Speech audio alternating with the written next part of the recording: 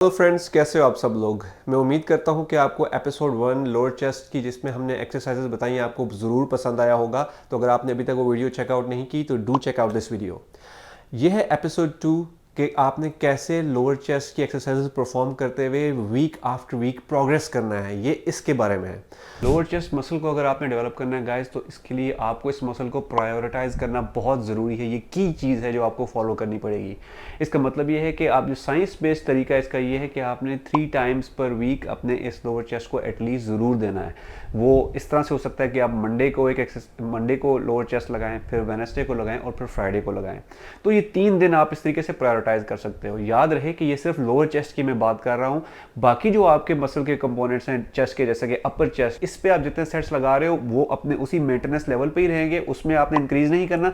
सिर्फ lower chest की जो वॉल्यूम है वो आपने इंक्रीज करनी है। कि मैं मिसाल ये दूंगा गाइज, आपने ऐसे नहीं करना कि आप जब जैसे ही जिम में आओ तो आप सबसे पहले आते साथ ही इंक्लाइन प्रेस लगाने स्टार्ट हो जाओ।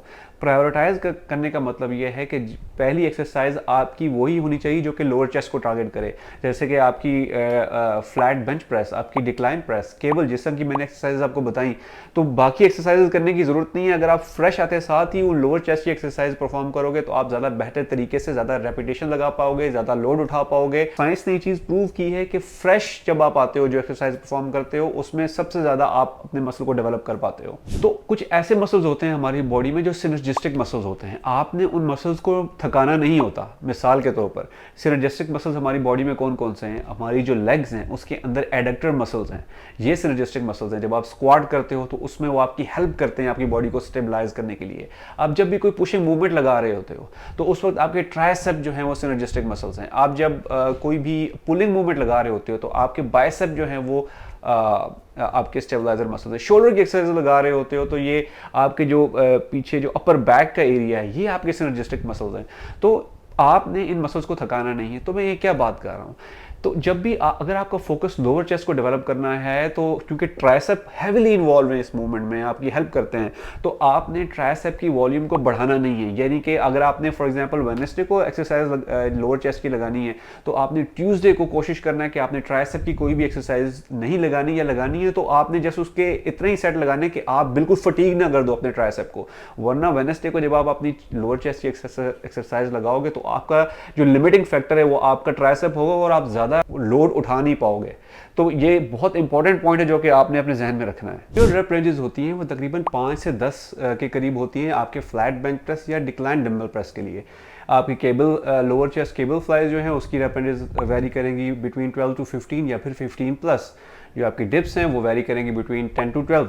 लेकिन अगर आपके जब आप फ्लैट बेंच प्रेस या डिक्लाइन बेंच प्रेस लगा रहे हो और अगर आपकी जॉइंट्स, एल्बोज, आपके शोल्डर्स और आपकी रिस्ट में पेन हो रहा है और आपके जॉइंट ठीक इन्फ्लेम्ड फील कर रहे हैं, तो आपको कोई ज़रूरत नहीं है 5 to 10 रेप रेंज लगाने की। आप 10 से 12 के दरमियान रखो, आप 12 से 15 के दरमियान रखो, जो आपको सूट करती है। कोई एक फिक्स्ड रेप रेंज की विंडो में रहने की कोई ज़रूरत नहीं है। पॉइंट गाइस इसमें यह है कि डू हैवी लिफ्टिंग फर्स्ट। मैं ये क्यों कह रहा हूँ, क्योंकि हमने पहले एक पॉइंट में डिस्कस किया कि आप हमेशा जब आप फ्रेश हो उस वक्त आप अपने प्रायोरिटाइज जो आपने मसल किया हुआ है उसकी एक्सरसाइज लगाओ। लेकिन आपने हमेशा कोशिश यही करनी है कि हैवी जो आपकी एक्सरसाइजेज हैं, जैसे कि फ्लैट बेंच प्रेस जिसमें आप मैक्सिमम लोड उठा सकते हो, सबसे पहले वो वाली एक्सरसाइज लगाना। और उसके बाद जो आपकी जो आखिरी एक्सरसाइज है वो आपकी हाई रैप वाली होनी चाहिए, जैसे कि केबल फ्लाइज।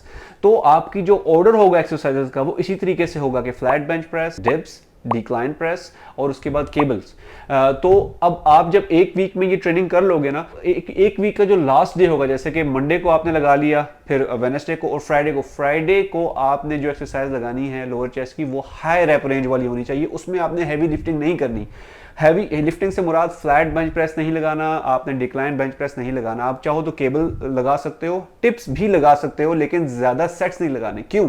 क्योंकि आपने दोबारा से मंडे को हैवी लिफ्टिंग करनी होगी। अगर आप हैवी लिफ्टिंग फ्राइडे के दिन भी हैवी लिफ्ट करोगे तो आपका मसल के चांसेस ये हैं कि आपका मसल पूरी तरीके से रिकवर नहीं होगा, क्योंकि आप साथ साथ मिडिल चेस्ट की भी एक्सरसाइज लगा रहे होगे, बाकी एक्सरसाइजेज भी लगा रहे होगे जिसमें आपका ट्राइसेप इन्वॉल्व होगा, अपर चेस्ट की भी एक्सरसाइजेज लगा रहे होगे। तो आपकी बॉडी फटीग फील कर सकती है, रिकवर नहीं कर सकती। इसलिए बेहतर यह है कि अपने पहले वीक का जब आप एंड करो तो आपकी आखिरी दिन की जो एक्सरसाइज होगी वो हाई रैप वाली एक्सरसाइज होनी चाहिए। तो गाइज आप यहाँ पर ये वर्कआउट प्लान देख सकते हो कि ये वीक 1 का लोअर चेस्ट का वर्कआउट प्लान है, जिसमें कि आप मंडे, वेडनेसडे, फ्राइडे 3 दिन आप ट्रेन कर रहे हो। गाइज आप पहली वीडियो को रेफर करते हुए आपको ये पता होगा, मैंने आपको बताया था कि मंडे और वेडनेसडे को ये जो 2 दिन है इसमें आपने हैवी ट्रेन करना है। इसी तरीके से आप देख सकते हो कि यहाँ पर जो पहली एक्सरसाइज है वो है फ्लैट बेंच प्रेस, जिसकी आपने 5 से 10 रेपिटेशन लगानी है, यानी कि आपने हैवी लिफ्ट करना है।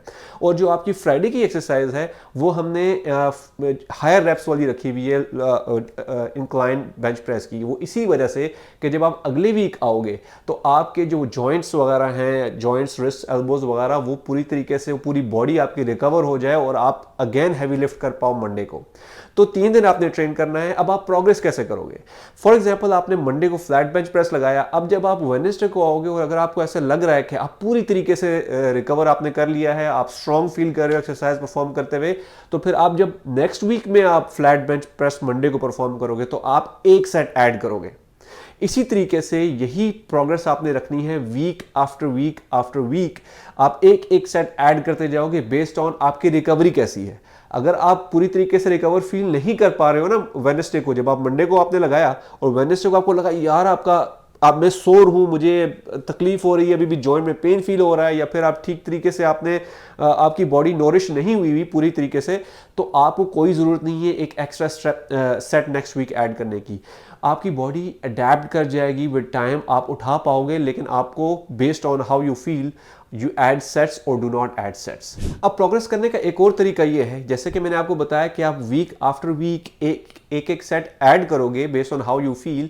तो वो सेट ऐड करने का तरीका ये है कि आपको जब आपने flat bench press for example लगाई मंडे को, तो आपने हर दिन आपने कोशिश करनी है कि एक रैप ज़्यादा लगानी है, को किसी ना किसी फॉर्म में प्रोग्रेस करना है। या तो आप रैप ज़्यादा लगा लो या फिर थोड़ा सा वेट बढ़ा लो। और एकदम से वेट बढ़ाने की ज़रूरत नहीं है कि आपने फ़ौरन से 5-5 10-10 केजी की या पाउंड की प्लेट डाल दी, नहीं, थोड़ा थोड़ा वेट इंक्रीमेंट करो।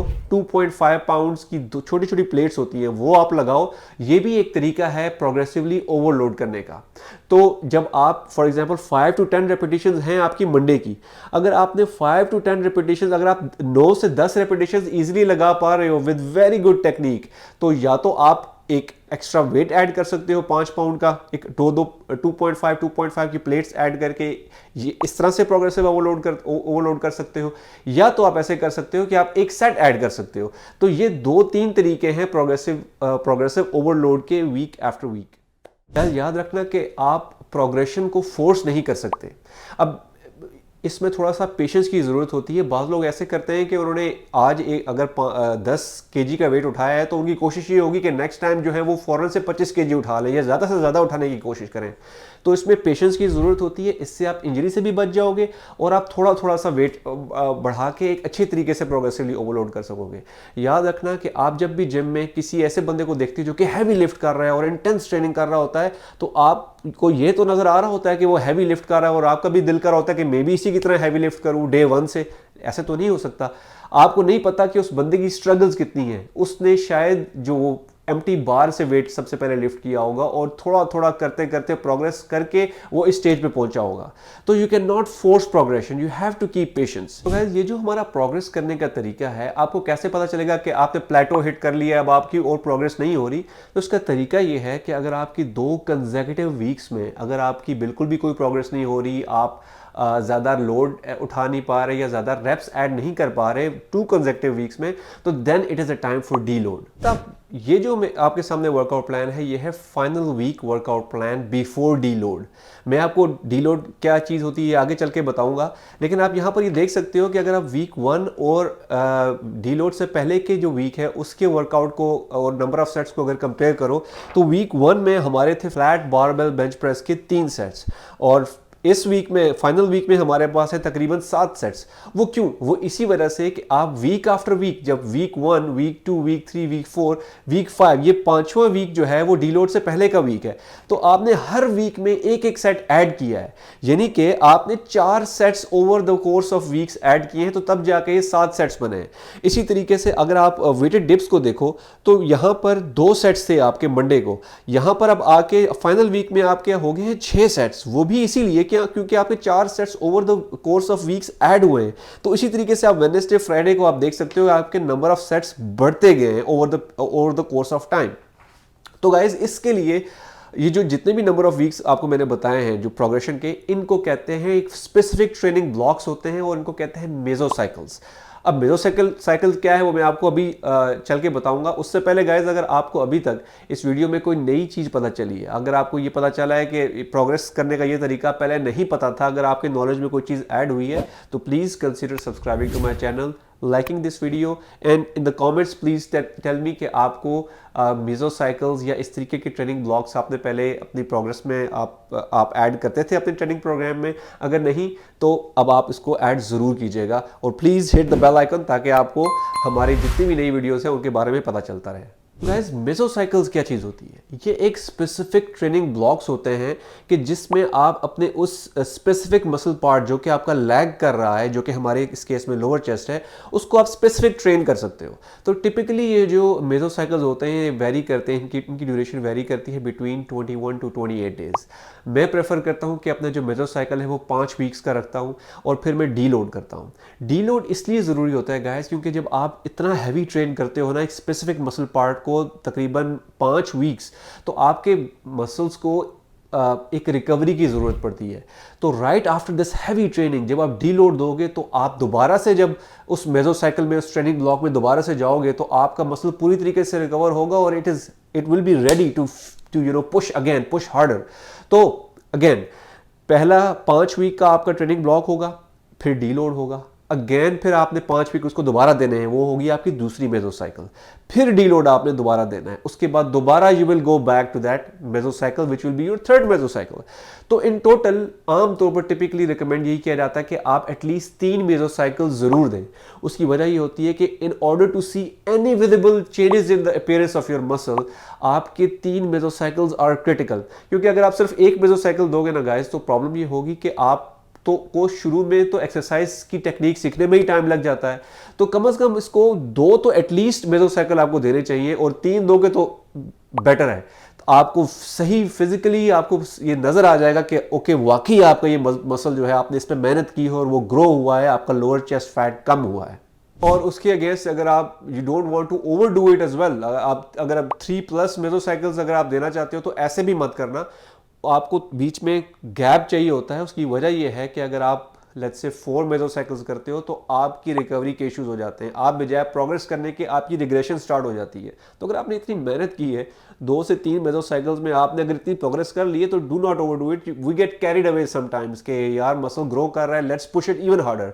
तो नहीं, हर चीज़ की ऑप्टिमम को मैक्सिमाइज करना होता है हमें। हर एक चीज़ की एक लिमिट होती है, ठीक है। अच्छे काम करने की भी एक लिमिट, अच्छा खाओगे, अच्छी खुराक है वो ज़्यादा खाओगे तो वो भी नुकसानदेह है। तो do not do 3+, just keep it to the max 3 mesocycles and track your progress.